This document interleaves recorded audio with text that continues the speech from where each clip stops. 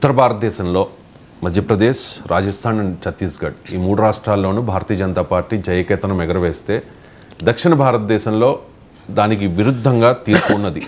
ఎందుకు ప్రజల తీర్పులో ఈ వ్యత్యాసం కనిపిస్తోంది సార్? ఏ రకంగా చూడాలి దీన్ని? నార్త్ అండ్ సౌత్ డివైడ్ మొదటి నుంచి కూడా ఉంది. సౌత్లో కాంగ్రెస్ పార్టీ బెటర్ పర్ఫార్మెన్స్ చూపుతూ వచ్చింది, నార్త్లో బీజేపీ బలమైన ప్రదర్శన చూపెడుతూ వచ్చింది. ఇప్పుడు రాజస్థాన్, మధ్యప్రదేశ్, ఛత్తీస్గఢే కాదు, ఇప్పుడు యూపీలో బీజేపీ ఉంది, బీహార్లో కాంగ్రెస్ పార్టీ మిత్రపక్షాలతో ఉన్నప్పటికీ కూడా ఓవరాల్గా హిందీ ఆర్ట్ ల్యాండ్లో బీజేపీ డామినేషన్ ఉంటుంది అని చెప్పి కాంగ్రెస్ గెలవలేదా అంటే హిమాచల్ ప్రదేశ్లో కూడా కాంగ్రెస్ గెలిచింది, గతంలో కర్ణాటకలో బీజేపీ గెలిచింది. సో కానీ ఓవరాల్గా నార్త్ అండ్ సౌత్లో పొలిటికల్ డిస్కోర్స్లో నరేటివ్లో తేడా ఉంటుంది. ఎందుకు ఉంటుంది అంటే, ఒకటి రిలీజియస్ నేషనలిజం హిందీ హార్ట్లాండ్లో చాలా బలం. అంటే మతపరమైన జాతీయత, మతపరమైనటువంటి భావాజాల ప్రభావము నార్త్లో ఎక్కువ.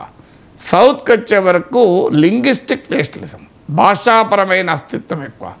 అందుకే మీకు ఇక్కడ కన్నడ, తెలుగు, తమిళ ఐడెంటిటీ చాలా బలంగా ఉంటుంది హిందూ ఐడెంటిటీ కన్నా. అందువల్ల ఇప్పుడు ఆంధ్రప్రదేశ్లో చూస్తే నీకు ముస్లింలు హిందువులకు తెలియదు, వాళ్ళ భాషలో కూడా తేడా లేదు. కనీసం తెలంగాణలోనైనా భాషలో, వేషధారణలో కొంత తేడా ఉంటుంది, అక్కడ అది కూడా ఉండదు. ఎందుకంటే ఆంధ్రప్రదేశ్లో హిందువైనా ముస్లింలైనా మాట్లాడే తెలుగే. సో అందువల్ల భాషాపరమైన అస్తిత్వము దక్షిణ భారతదేశాన బలంగా ఉంటే ఇక్కడ భాషా ప్రయుక్త రాష్ట్రాల ఏర్పాటుకు కూడా తెలుగువారి నాయకత్వం ఇచ్చారు. సో ఆ రోజు జరిగే పోరాటాలకు సో మతపరమైన అస్తిత్వం అనేది నార్త్ ఇండియాలో ఎక్కువ ప్రభావం చెప్తుంది. అందువల్ల బీజేపీ రిలీజియస్ నేషనలిజాన్ని ఉపయోగించుకొని హిందుత్వ నినాదంతో వెళ్ళినప్పుడు మతపరమైన అస్తిత్వ ప్రభావం కలిగిన ఉత్తరాదిలో ఈ బీజేపీకి బెటర్ పర్ఫార్మెన్స్ వస్తుంది. రెండవది ఏంటంటే, దక్షిణాదిన అనేక సంస్కరణోద్యమాలు జరిగాయి. సంఘ సంస్కరణోద్యమాలు, ప్రాంతీయ ఉద్యమాలు, సామాజిక ఉద్యమాలు, ఇవన్నీ కూడా మీకు సౌత్ ఇండియాలో ఎక్కువ. నార్త్లో ఆ రకమైన ఉద్యమాల ఉనికి తక్కువ. ఈ ఉద్యమాల ప్రభావం వల్ల ఏమవుతుంది అంటే, మతపరమైన అస్తిత్వాలకు, ఇతర సంకుచిత అస్తిత్వాలకు ప్రజలు రియాక్ట్ కావడం తక్కువ ఉంటుంది.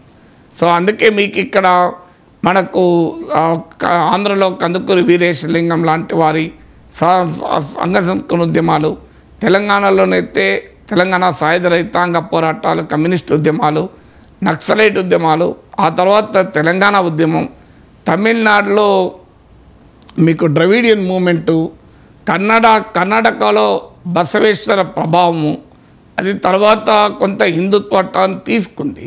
కానీ బసవేశ్వరుడు చాలా బలమైన సామాజిక సంస్కరణోద్యమానికి నాయకత్వం ఇచ్చాడు. ఇది గొప్ప ప్రోగ్రెసివ్ కరెంట్ అది. అలాగే మీకు శ్రీనారాయణ గురు కేరళలో, ఇవన్నీ ఉద్యమాల ప్రభావం చాలా ఎక్కువ. ఇక్కడ పెరియార్, అన్నాదురై, నారాయణ గురు, బసవేశ్వరుడు, కమ్యూనిస్ట్ ఉద్యమాలు, తెలంగాణ ప్రాంతీయ ఉద్యమాలు, ఇవన్నీ బలంగా ఉండడం వల్ల ఇక్కడ మతపరమైన అస్తిత్వవాద రాజకీయాలకు తక్కువ ప్రభావం ఉంటుంది. మొత్తానికి ఉండదని నేను చెప్పడం లేదు. ఇప్పుడు తెలంగాణలో కూడా 14% ఓటింగ్ వచ్చింది. కర్ణాటకలో కూడా బీజేపీ చాలా బలమైన పార్టీ, ఓడిపోయినా కూడా 36% ఓటింగ్ ఉంటుంది. కానీ కంపేర్ టు ది హిందీ హార్ట్లాండ్ ఈ తేడా మనకు కనబడుతుంది. మూడవది ఏంటంటే, సౌత్ ఇండియా మొదటి నుంచి కూడా జాగ్రఫికల్గా దూరంగా ఉండడం కావచ్చు, కారణం ఏదైనా ఈ రాష్ట్రాల హక్కులు యాంటీ ఫెడరలిజానికి వ్యతిరేకంగా జరిగే కేంద్రీకృత ప్రయత్నాలను వ్యతిరేకిస్తూ వచ్చింది. సో ఇప్పుడు మీరు తమిళనాడు తీసుకుంటే హిందీకి వ్యతిరేకంగా పెద్ద పోరాటాలు జరిగాయి. తెలుగునాట ఎన్టీ రామారావు నాయకత్వంలో తెలుగు ప్రజల ఆత్మగౌరవ ఉద్యమం జరిగింది. తెలంగాణ ఉద్యమాలు జరిగాయి. అంటే కేరళలో ఫెడరలిజం కోసం జరిగిన కృషి ఉంది. సో ఈ సౌత్ ఇండియాలో ఒక ప్లూరాలిటీకి, అంటే బహువిధమైనటువంటి భారతీయ వారసత్వానికి, సమాఖ్య స్ఫూర్తికి అనుకూలత ఎక్కువ. నార్త్లో అది లేదు.